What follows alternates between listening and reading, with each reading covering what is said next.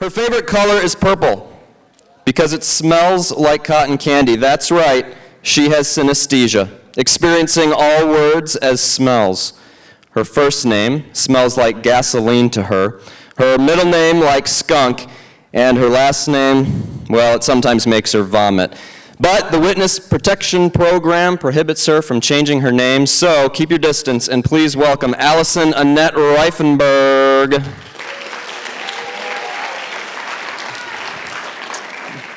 Next up, most famous for the picture of her that appears on every box of Thin Mint Girl Scout cookies, Miss Naslund is only slightly less well known for moonlighting as Naslund, a stage name under which she performs Nas the Rapper's entire 1994 Illmatic album at music clubs in Chicago.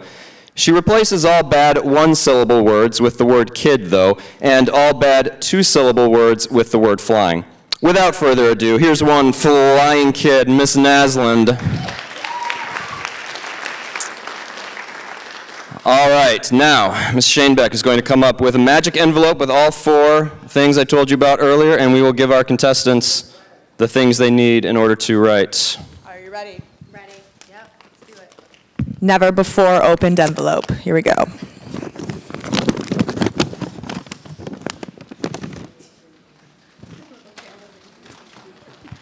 That was difficult.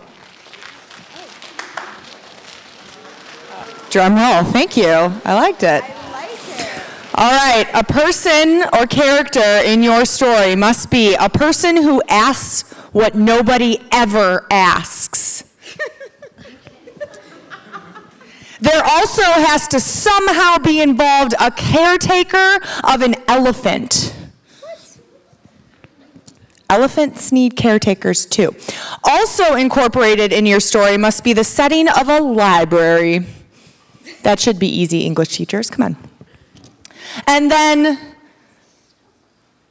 I don't even know what this is. It just says, can't get down. Can't get down? Can't get down.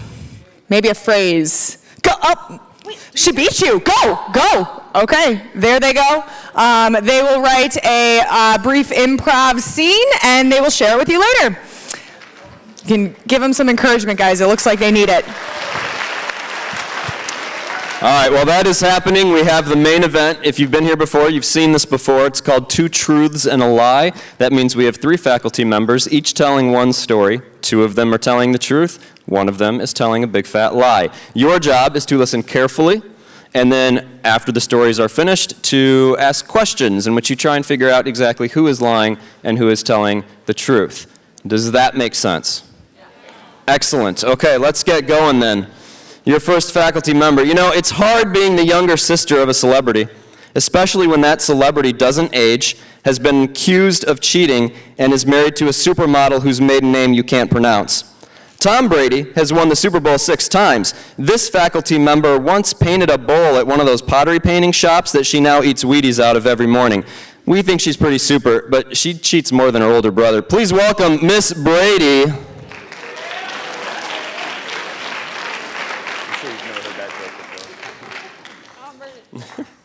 Remember the video arcade game Dance Dance Revolution?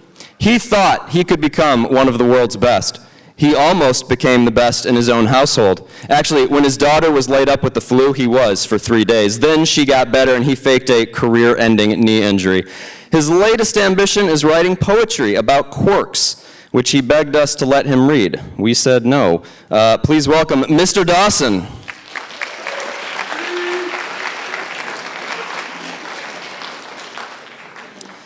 And finally, a big fan of The Simpsons. Her life goal is to visit all 67 towns in the United States named Springfield.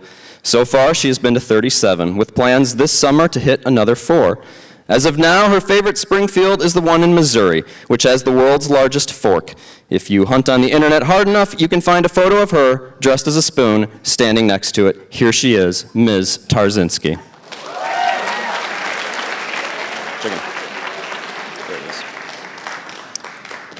All right, the question, of course, becomes who goes first. We decide with the rubber chicken, because that just makes sense. Here we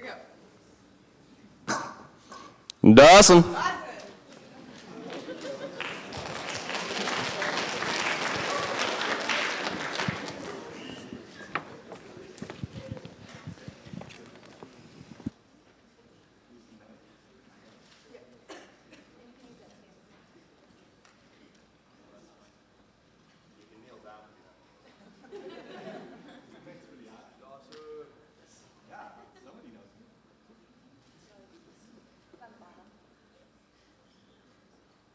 How's it on? Okay.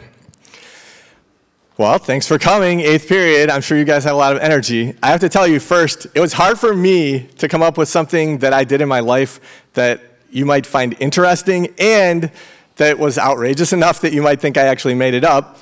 I couldn't think of any crazy animal stories like my colleagues, but I know that some students find my poker experiences interesting. So I decided to tell you a story about an all-in moment I had a few years ago. The setting is the Rio Convention Center in Las Vegas, Nevada. That's the home of the World Series of Poker. If you don't know how the World Series of Poker works, it's a series of events that take place over about 6 weeks every summer. The events involve different games, different costs, ranging from hundreds of dollars up to $1 million. In my lifetime, I've saved up money and gone out to Vegas to play in these events about 10 different times. If you're a poker player, it's an amazing thing to do. You can put up your money and play against the best in the world. Poker is a combination of skill and chance. It requires some training and some practice, but there's enough variance that even recreational players can and do win events on a regular basis. So there I was, taking my shot at beating a field of 3,000 players in an event that cost me $1,500. I had almost busted on day 1, but I managed to stay alive, and day 2 had gone much better. 12 hours into day 2, it was now 1 o'clock in the morning, and there were only about 300 players remaining from the original 3,000. The average chip stack was 45,000, but I had over 300,000, and I was the second biggest stack at my table. I was starting to dream of winning the whole thing, $700,000 first place. There was really only one person at my table with enough chips to knock me out. His name was Sam Trickett, and he was sitting directly to my left. Worst case scenario for me. Sam is a major pro. He has millions in career winnings. He had already won more than $500,000 earlier in that World Series. I'd been sitting next to Sam since dinner, and I'd seen him carving people up all night. He was currently leading the tournament with over 500,000 in chips. You should know that playing a giant poker tournament is nothing like what you see on TV. It's more like a slow walk across a minefield with volcanic lava right behind you, forcing you to keep moving forward. Tournaments have blinds and antes. They require bets that force you to keep putting money in regardless of your cards. And in No Limit, Texas Hold'em, if you make one bad step, you are dead. To increase your chances of survival, you need to stay mentally focused. Carefully observe the players at your table. It is not like TV. You almost never get to see anyone else's cards. Most of the hands end when somebody bets and everybody folds, and you don't get to see anyone's cards. So what can you see? You can see things like, how often do they play hands? How do they bet? When do they fold? How do they look when they're doing these things? Okay, so back to me and Sam.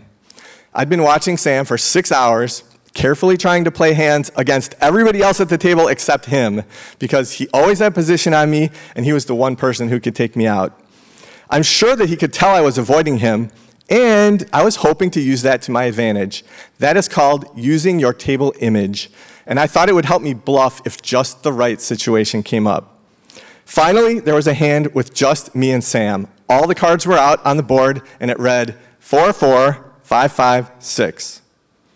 I had bet before the flop and on the flop, and Sam had called both times.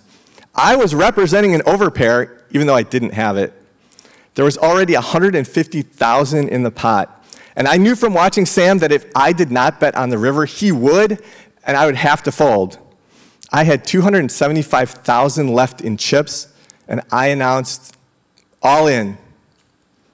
With $425,000 in the pot, this was now the biggest hand of the entire tournament. If he had a 4 or a 5 in his hand, I was dead. But I thought it would be really hard for him to call with anything else. I had been playing so carefully against him, he had to think that I had him crushed if I was willing to risk my whole stack, right? He sat and looked at me. He did not immediately call, so I knew he didn't have a 4 or a 5. But this guy makes a living picking off bluffs from recreational players like me. He stared at me, and I stared at the table. I forced myself to breathe, nice and slow. In my head, I was thinking, come on, just fold. And why am I trying to bluff this guy? What am I, an idiot? Approximately 200 years later, he quietly flicked his cards into the middle and said, nice hand. My heart restarted, and I avoided him the rest of the night. I made it halfway through the next day, and I finished 28th. That was the most memorable hand of my best cash ever at the World Series of Poker.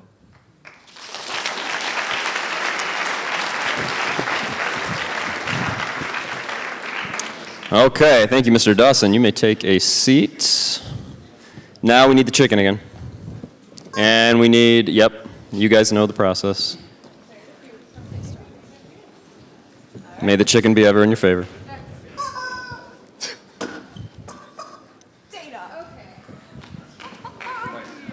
Oh, thank you.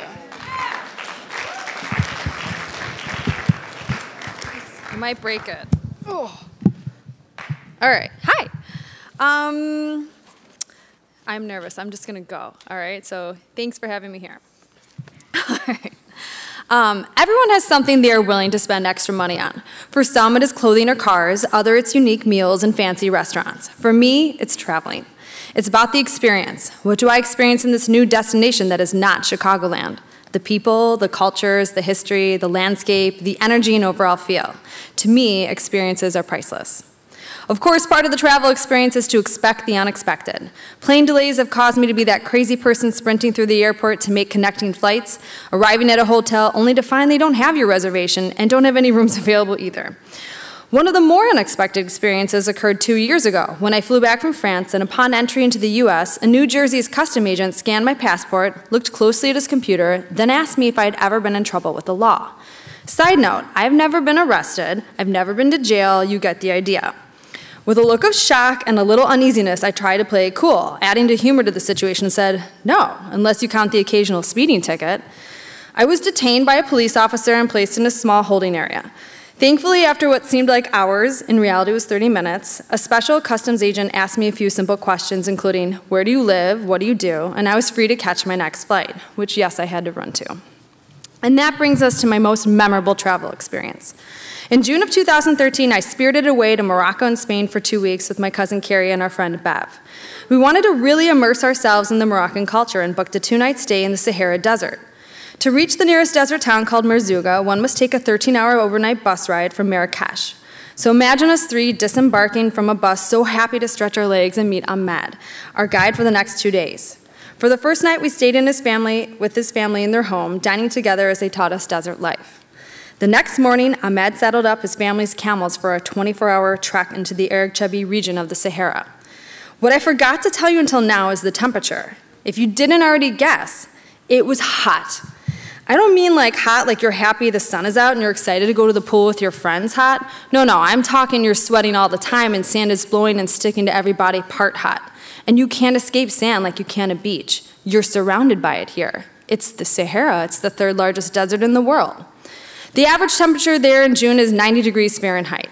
My cousin and friend were used to this temperature. They grew up and resided in Arizona. Me, I'm a Midwesterner through and through. I can handle temperature fluctuations like a pro, but this constant heat was a challenge. I drank more water there in 1 day than in 1 week here. Returning to that morning, 4 camels were lined up outside Ahmed's home. One would think riding a camel is like riding a horse. Let me dispel that misconception right now. It's not. Camels are much taller, and they do not walk with the grace of a horse.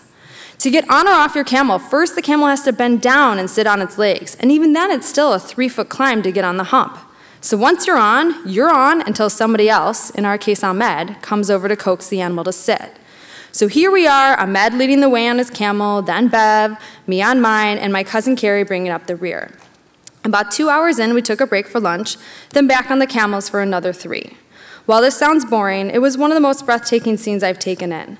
The ever-changing shapes of the sand dunes, the peaceful and quiet surroundings. I meditated and counted my blessings that brought me to that point in time. So everything is going according to plan, until I start to feel dizzy. The sand started to look more blurry than normal. I said something out loud, but my own voice sounded faint and far from my own ears. All I remember thinking is, I need to tell my cousin Carrie I don't feel right, and then nothing. When I came to, I saw 3 people huddled around me. It took a good 10 seconds to remember where in the world I was. There was a bunch of, are you okays? Can you move? All I could say was, what happened? And my cousin Carrie just started laughing, and she's like, Dana, you fell off your camel. Thankfully, Other than a bruised shoulder and an ego, I was okay. I don't recall anything, but my cousin Carrie behind me had a front row seat to the whole sequence of events. She recalls me swaying a little bit on my camel and heard me say something, but then, just like a movie, but this is real, I slumped over and slowly leaned towards the left and then smack onto the sand. It took her a minute to shout loud enough to get to Bev, who then had to shout to Ahmed, who had to stop the camels. But then, remember, Ahmed had to stop help every person get off their camel by having each one kneel down. So it was a good 5 minutes of me passed out unconscious in the sand before they reached me. I think that was the most concerning part for Ahmed. He was afraid I had a head injury as I fell face first. What saved me? My sunglasses. They broke my fall and saved me from a concussion or worse. I made it through the remainder of our trek that day walking next to my camel and through our 2-week adventure. And now I have this fantastic story to share that yes, I fell off a camel. I can't wait for my next experience. I leave Friday night for Sicily. What unexpected event will happen? Who knows?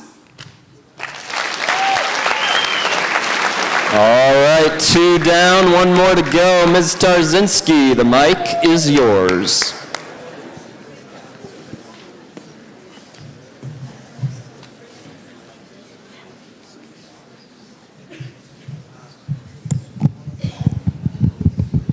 Come on. Here we go. Okay. So, in this story, the names have been changed to protect the innocent and maybe the guilty.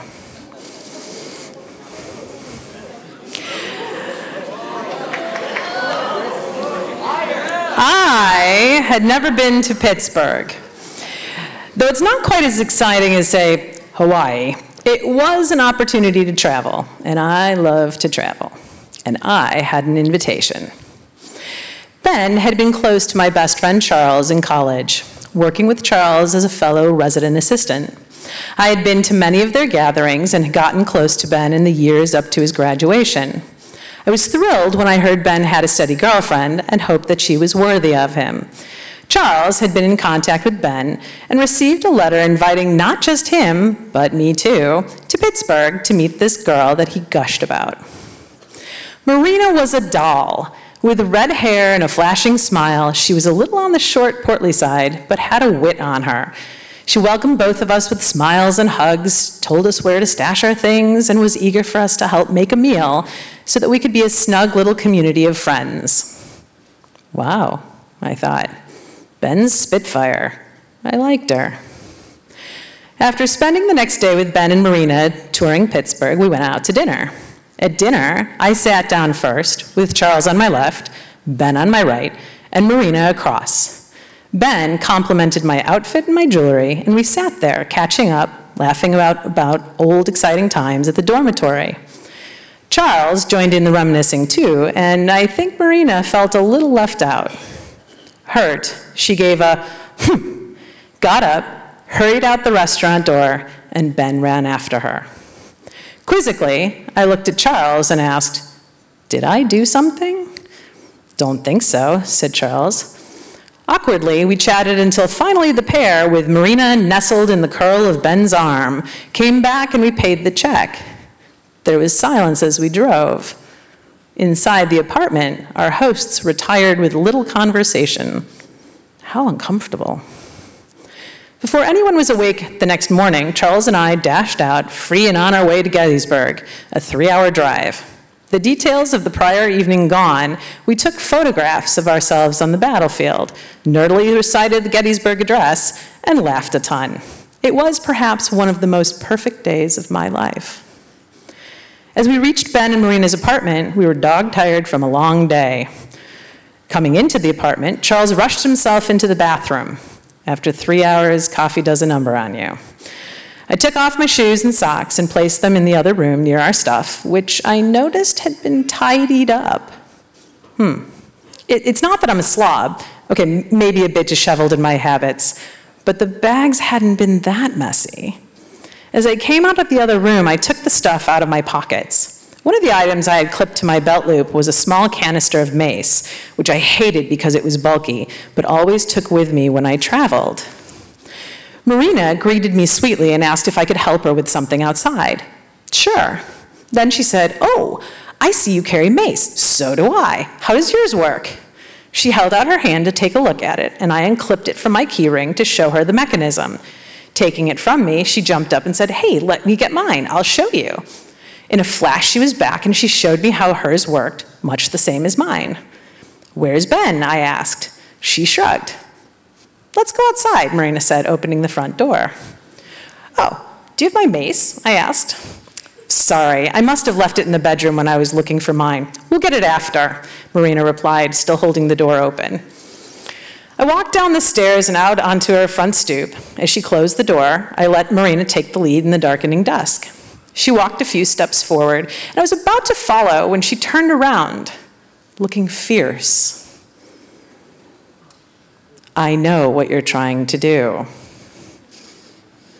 Startled, I stepped back a pace. "What? What am I trying to do?" I was entirely confused. "Oh, don't play dumb." I didn't know what to say. "You know," she said in a low, almost teasing voice, "I could hurt you. I could hurt you and no one would know. Go ahead, scream. My neighbors are loyal to me, and Ben loves me, not you." Instinctively, I put my hand to my belt. She had taken my mace. Oh my God, she had planned this. Marina took a step forward, forcing me back, causing me to sit on the brick ledge that was beside me, my back against the front of the apartment building. My mind was whirling. This girl was nuts, absolutely crazy. But I'd never been in a fist fight in all my life, and I was now on the verge of one, and she had some pounds on me. If she knew how to fight, I could be in real trouble. And there it went. Marina slapped me full across the face, knocking my glasses off. "I bet you want to hit me, don't you? Go ahead, try to hit me," she said. She's baiting me. If I punch first, I could be arrested for battery in Pittsburgh. Slowly, I said, "I'm not going to scream, and I'm not going to fight you. I'll lose." "Come on, hit me." No. Marina came at me, but I had nowhere to go. My back was up against the building. Her hands clasped about my throat, and she was just beginning to push her thumbs into my esophagus when the front door opened. She dropped her hands, and I pushed Marina away from me, coughing slightly. She hadn't done any real damage yet. "Hello?" said Charles, looking surprised. "Is everything okay out here?" "Yes," I said sternly. "Everything's fine," replacing my glasses and glaring at Marina. "I think we're done here." Angry, she stamped past us into the apartment building. I crumpled into Charles's arms, sobbing. I told him the whole story, and when I got to the "I could hurt you" part, he half carried me over to the car and put me safely inside. "I'll get our stuff," he said. "We're leaving, now." Inside our bags had already been neatly packed by Marina, and were waiting for us. A wistful Ben looked down at the floor and didn't stop Charles from taking them. Marina was nowhere to be seen. Charles patted Ben on the shoulder, saying, "Good luck, man," and hurried out the door. Charles threw the bags into the trunk, got into the car, and we sped off into the night with only adrenaline fueling the both of us, dreading when it would wear off. Even partway home, we got silly stupid from all the tension, needing a release, laughing at the name of the Monongahela River, wondering about how Bugs Bunny would sing it. We determined that Marina had been jealous, but it didn't make sense. I had come here with Charles. Ben was in Pittsburgh with her. We were just visiting at her invitation. Had Ben said something to her about me? Had she premeditated this treachery for at least a day in revenge for what? Some laughter at the dinner table? Was the whole trip a farce, some kind of sick trap? We never got an answer. We never heard from them again. And that is the story of how I was deceived, aggrieved, retrieved, and relieved. And despite all the danger, it was still one of the most perfect moments of my life.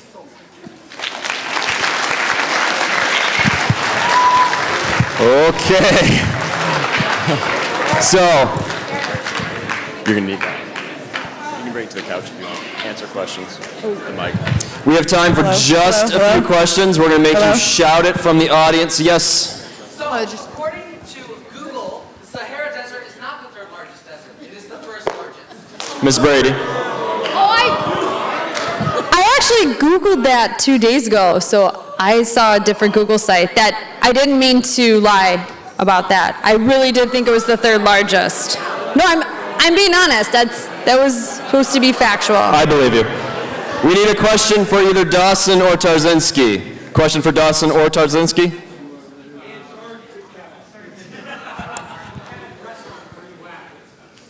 I don't remember the name of it. I can tell you that it had dark black marble and it on the floor. The tables were like dark wood, and there were floor-to-ceiling windows that actually faced out to the road.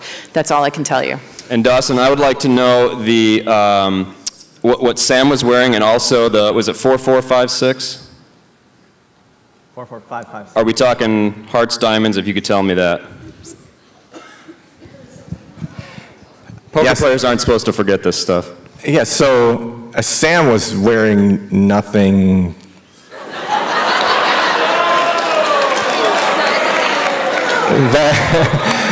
Nothing that was memorable. It's really cold in those places, so almost everybody's wearing some kind of sweatshirt, a hooded sweatshirt, something like that. My recollection is he was wearing some kind of a hoodie, white, some kind of British logo on it. And the suitedness, nothing else came home. So there weren't any, obviously there was a straight possibility, but I didn't think that was in his range. But there was not a flush that came home, so I did not think he was calling to make a flush. Okay. Time to reveal who is lying and who is telling the truth. But first, you guys get to vote. If you think that Dawson is lying, please raise your hand. All right. It's maybe close to a third. If you think Brady is lying, like her older brother. Okay, about a third as well. This is pretty good. If you think Tarczynski is lying, raise your hand. Okay. Will the real liar please stand up?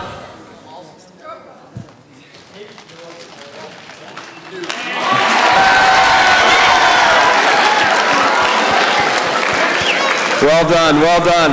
All right, we're going to have you guys sit there because we may have some questions at the end about the writing process, but now we're going to bring out our short story writers. Whoever would like to go first.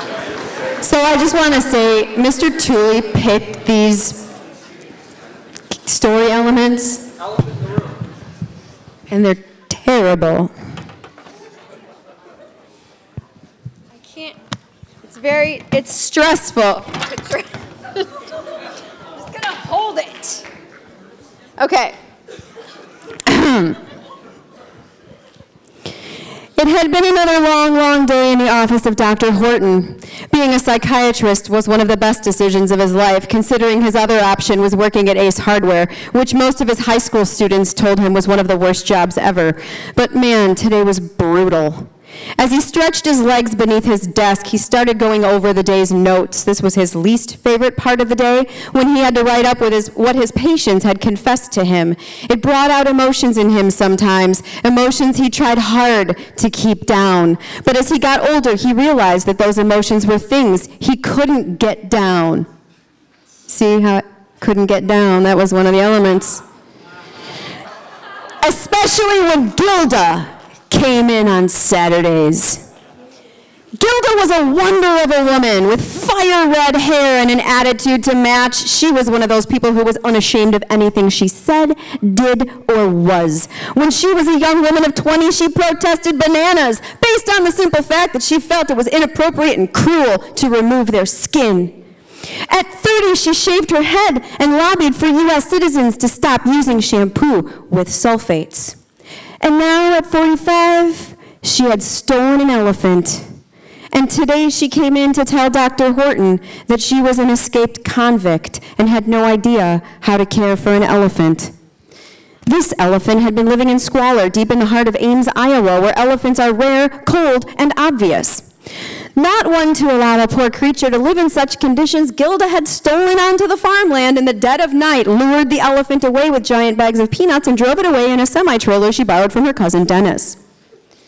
The problem, she had no idea how to care for an elephant, so Gilda visited the library the next morning. Library. She surely couldn't keep the elephant in the trailer, but she certainly couldn't keep it in her small condominium outside of Iowa City.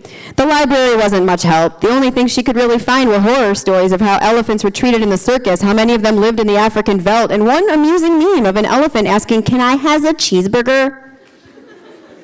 Gilda knew what she had to do. She had to ask the question that she knew she shouldn't ask. The question nobody ever asks. Oh, it just went vertical. Okay. Or, the question she knew would land her in jail. She drew in a deep breath and steeled herself before walking up to the circulation desk at the library. She looked the librarian dead in the eye, her voice low and gravelly.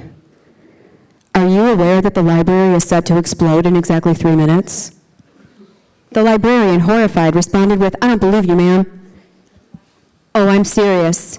Check over by fiction." Dr. Horton paused in his writing of his notes and wiped the tears from his eyes. This was too hard. He couldn't do it. He couldn't allow an elephant to keep living in the library, and he couldn't allow Gilda to keep living as a fugitive. He also had to admit to himself that he was in love. He was so surprised, but so sure. She was everything worth loving, and everything worth sacrificing. So he picked up the phone, breaking every code between doctor and patient, and waited for Gilda to answer, his heart beating as quickly as that of a mouse. After 3 rings, she picked up. "Hello?" And then Dr. Horton asked the question, his own question that nobody ever asks. "Gilda, may I please marry your elephant?" I ran out of time.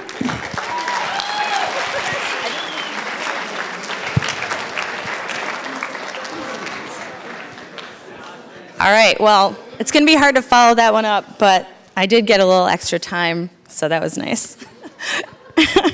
So, excuse me,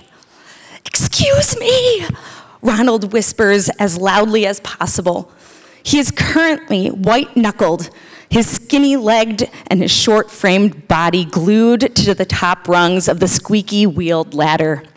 Copies of the Oxford Companion to Elephant Caretaking and Elephants, Where Are You? Are splayed out unceremoniously on the floor, the whole 5 feet beneath him. Ronald waits. Surely someone will come to his aid. Surely someone will check this area of the Chicago Public Library stacks. I mean, he mused, who wouldn't be interested in the circus animal section? Looking perilously through the rungs of the ladder, trying to peer to his left and then to his right for anyone to come into his view, he tries to calm himself down. Okay, it's not that high. It's not that high. I mean, you can do this just okay. His left foot begins to shake. Do you know where I could find a book on dinosaurs? Ronald timidly moves his head to see a small girl staring up at him, her big, bright eyes curious for an answer. Hey, kid, can you go get someone to help me? My name's Kimmy. Then, impatiently, where are the dinosaur books? Ronald feels the oak beneath his palms start to slicken. Please, I'm terrified of heights, kid. I mean, Kimmy, is your mom somewhere? Why do you need my mom to help me find the dinosaurs? Kimmy responded, rather densely in Ronald's opinion. She doesn't know anything about dinosaurs. Kimmy, Ronald lets out in a shaky voice, if you help me get down, I'll help you find your dinosaurs. Oh, are you reading books about triceratops? Says Kimmy, noticing the books piled on the floor. Well, no, actually, Ronald says, losing patience. Those are elephants. Looks like triceratops to me. Can I take the books? What? No, I need those. Kimmy reaches down and picks up the encyclopedias. Okay, well, bye then. Kimmy skips off down the long aisle of books. Ronald stares after her, panic in his eyes, as he realizes he will never get down. Excuse me, he whispers again. I don't know. Well done. Well done. Every element there. I love it.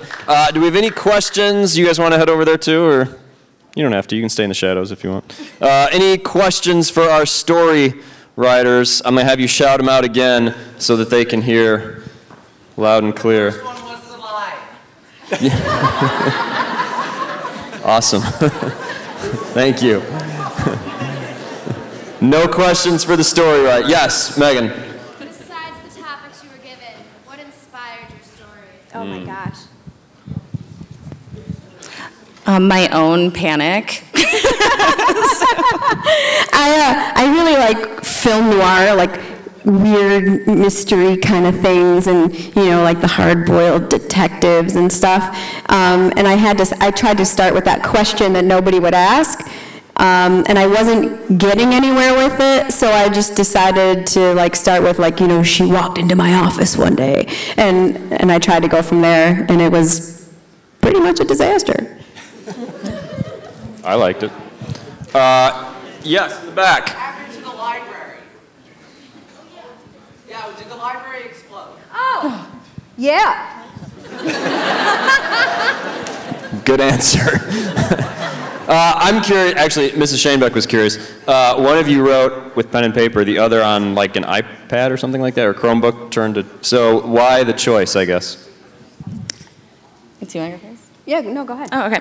I like to write in pencil, but under a time crunch, it was really hard. It kept breaking. I don't know if you heard me back there, but I was a little frustrated because it kept breaking, and then I'm so used to writing on a computer that it was really hard to like erase and then have to rewrite and write it down farther down the page. So that was weird because usually when I'm planning a story or writing anything, I like to handwrite. And I also like to handwrite everything that I write always, but for sake of time, I thought it would be faster with the computer, so. Sure. We got time for like one more question. I thought the bell rang. Shoot the hand up straight. Yes, right here. Shout it out. I'm sorry, can you be louder? 30 seconds. Yeah, no, it was super free flow. I mean, I just had to keep going, and halfway through, I was like, I don't like this, but I had to keep going.